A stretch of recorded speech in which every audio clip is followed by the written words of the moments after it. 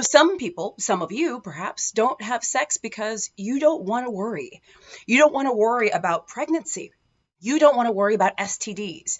And the worry about those things, sometimes for many of you, you've expressed, outweighs the potential pleasure. So you'd rather go without until you're ready. For some of you, it's about mental health, feeling just in general at peace, feeling decreased stress, decreased pressure. That is something. Also, something I find interesting is that a lot of you have said that you feel a sense of relief when sort of jumping into the ranks of celibacy. It's as though you're like, phew, we done with that, or that's over, or we're taking a break from that.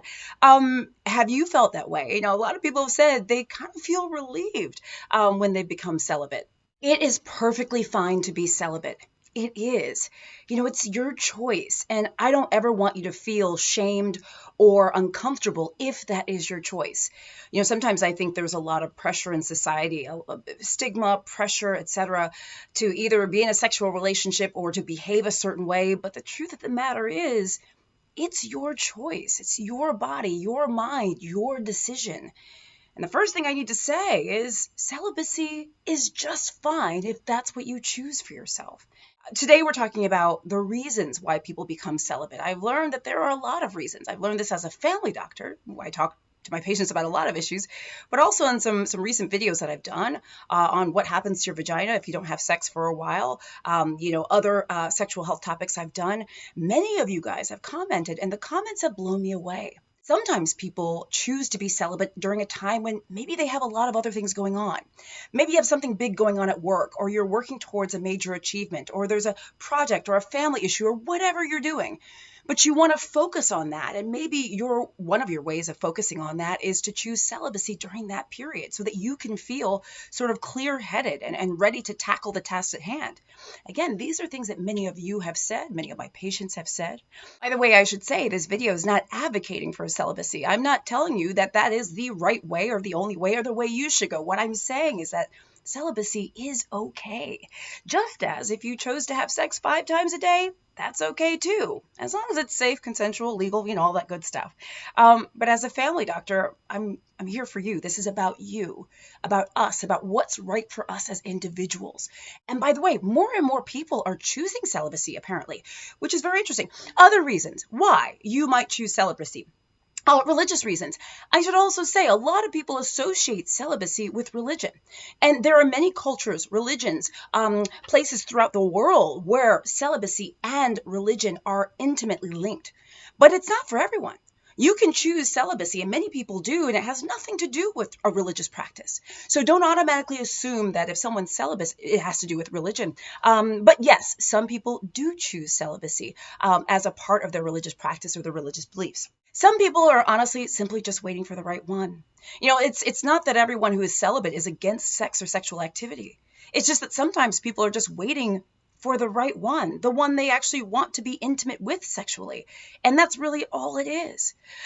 Also, when we talk about celibacy, there's a range of definitions. If you Google this, you'll find a range of definitions. The way I think about celibacy is that it's the idea of not engaging in certain sexual acts. Those acts can be different for different people.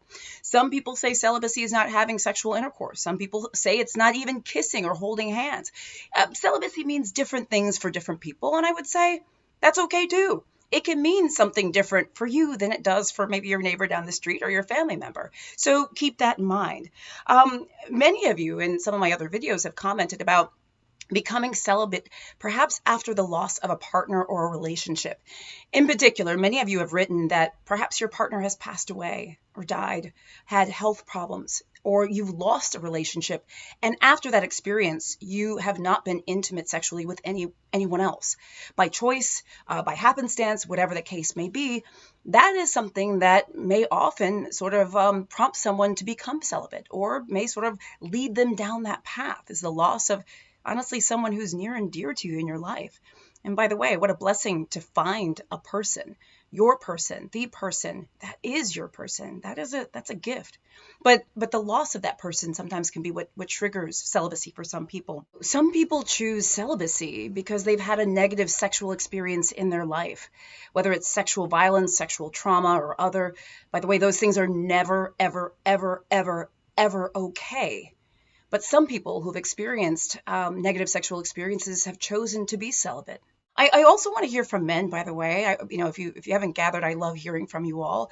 Please write in the comments if you are celibate, if you've thought about it, if you're contemplating it, how long you've been celibate, if you're completely against it, what you think, and why.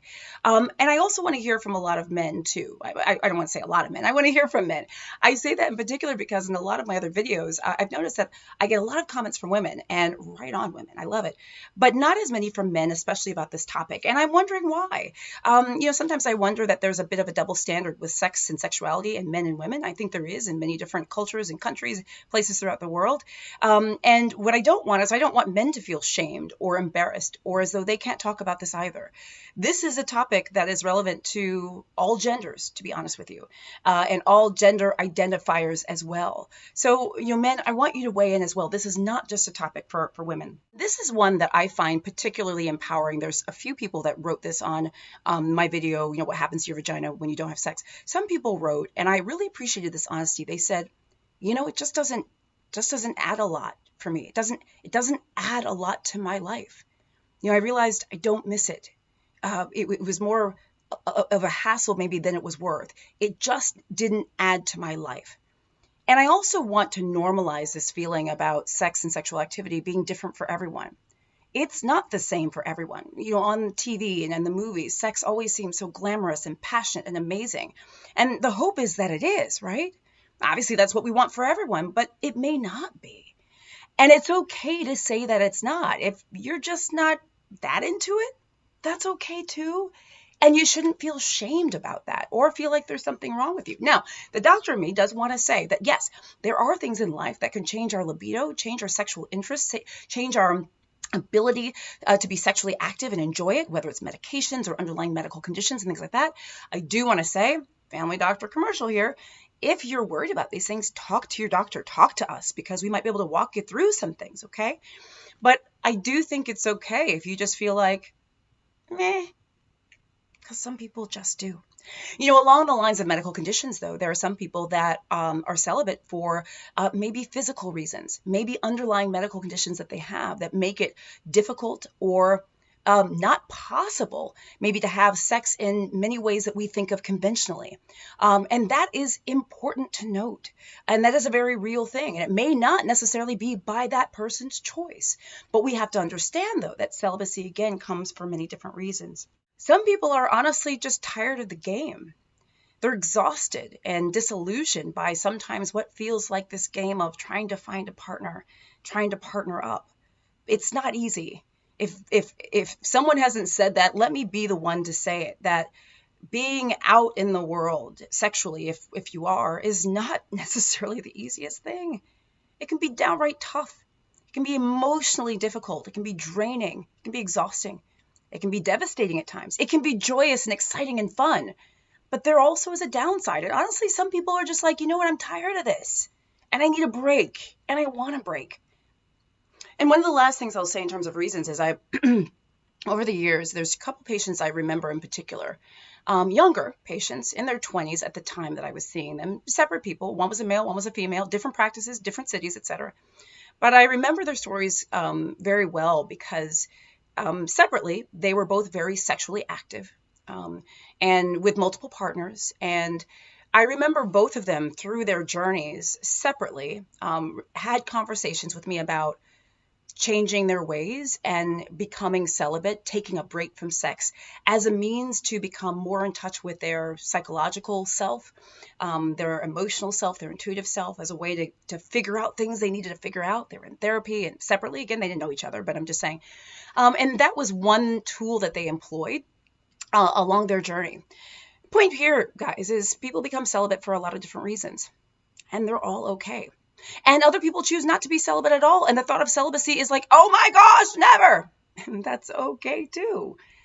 The bottom line is the choice is yours. Never let anyone make you feel bad for your choice. When it comes to sex, yes, it needs to be legal, consensual, safe, all that good stuff. But in terms of who and where and how much, that's on you, my friends. So let me know in the comments what you think. Remember, you got this. and you're just fine the way that you are, in case you need someone to tell you that. I always feel like I appreciate when someone says, you're fine. It's going to be fine. So if you're wondering if it's going to be fine, sorry, allergies, it's going to be just fine. Let me know what you think. Oftentimes what you write really helps other people. I'm Dr. Jen Caudle. If you don't know me, I actually am a family doctor, board certified family doctor. I see patients and I do video content and TV, etc. But I talk about everything, celibacy included, along with diabetes, blood pressure, and all sorts of other stuff. So please check out my other videos on Facebook. Please like and follow my page. For those of you who send stars, thank you so much. Consider joining my subscription groups on Facebook, Dr. Jen Superstars on YouTube. Hello. Please subscribe to my channel. Click the little bell for updates. And also check out my website, drjencaudle.com. You can check out my daily health tips. I also have a free health newsletter. I can't wait to hear from you guys. All right. Talk to you soon.